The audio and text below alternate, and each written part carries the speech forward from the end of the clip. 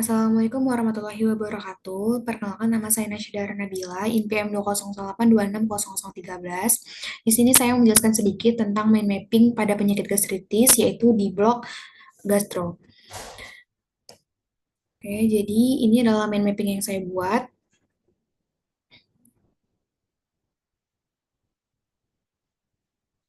Di mana gastritis merupakan kondisi inflamasi yang terjadi pada mukosa lambung yang ditetapkan berdasarkan gambaran dari histologis mukosa lambung, di mana gastritis juga berhubungan dengan proses inflamasi yang terjadi di epitel pelapis lambung dan juga luka pada mukosa lambungnya.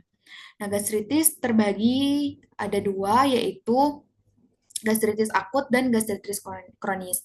Di mana gastritis akut ini biasanya peradangan pada permukaan mukosa lambung dengan kerusakan-kerusakannya erosi.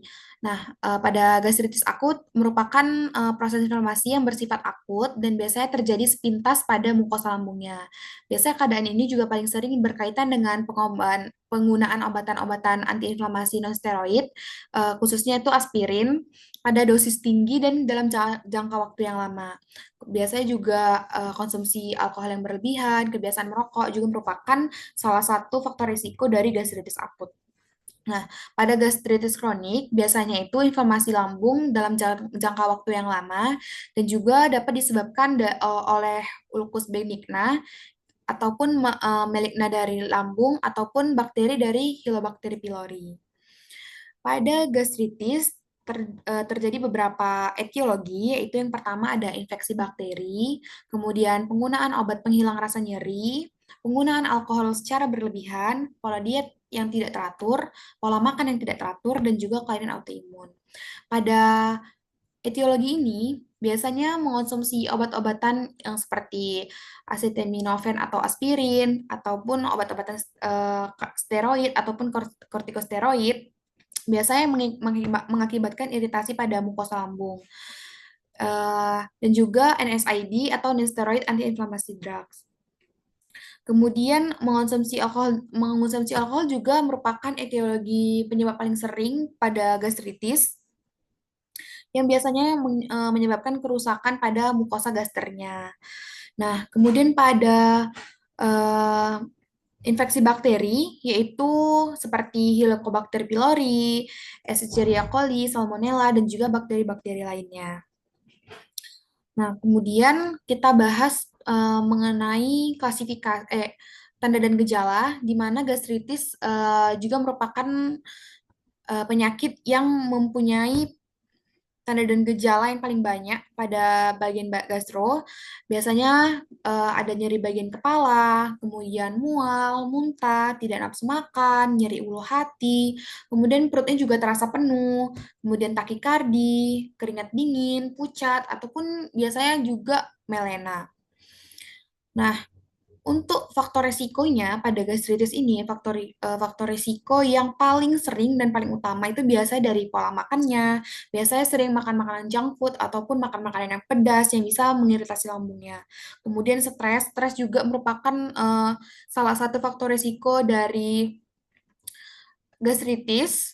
Kemudian ada obat antiinflamasi dan steroid yang sudah saya jelaskan tadi di etiologi penggunaan obat-obat steroid.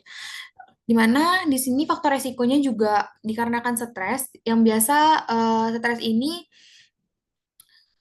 memberikan reaksi tubuh yang tidak spesifik terhadap kebutuhan tubuh, di mana stres juga sering terjadi dalam kehidupan sehari-hari kita, dan biasanya stres ini menyebabkan gastritis, di mana aliran darah itu ke mukosa dinding lambung itu berkurang, dan juga terjadi peningkatan permeabilitas dinding pada lambungnya.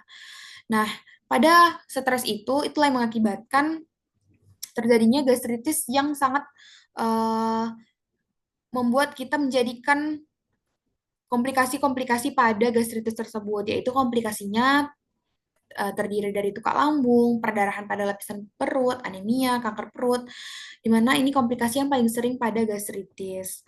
Nah, kita bahas pada obatnya atau tata laksananya ada tiga yang paling sering digunakan juga, yaitu ada antacid, di mana fungsinya menetralisir asam lambung dan menghilangkan nyeri pada lambungnya. Kemudian ada asid blokir yang dapat mengurang jumlah asam lambung yang diproduksi. Kemudian PPI atau proton pump inhibitor yang biasa menghentikan produksi asam lambung. Pada tata laksana juga kita bisa melakukan penata laksanaan non-farmakologinya, yaitu diet makan yang dapat merangsang peningkatan asam lambung sehingga dapat mengurangi risiko inflamasi pada lambungnya. Kemudian kita juga manajemen stres, di mana kan tadi faktor risiko dari gastritis ini adalah stres. Jadi kita harus memanage stresnya karena stres ini juga dapat mempengaruhi sekresi lambungnya. Kemudian pada pola makan, pada faktor risiko gastritis, itulah tadi kita harus menghindari minuman dan makanan yang dapat mengiritasi lambung, makan makanan pedas, dan makanan-makanan junk food lainnya, yang biasanya itu mengakibatkan terjadinya inflamasi dan perdarahan. Kemudian berolahraga secara teratur yang bertujuan untuk membantu mempercepat aliran makan melalui ususnya. Untuk pemeriksaan penunjangnya ada beberapa, yaitu ada pemeriksaan endoskopi, pemeriksaan feses, pemeriksaan darah lengkap, dan juga amilase serum. Mungkin ini saja yang bisa saya jelaskan pada penyakit gastritis. Ini referensi yang saya ambil.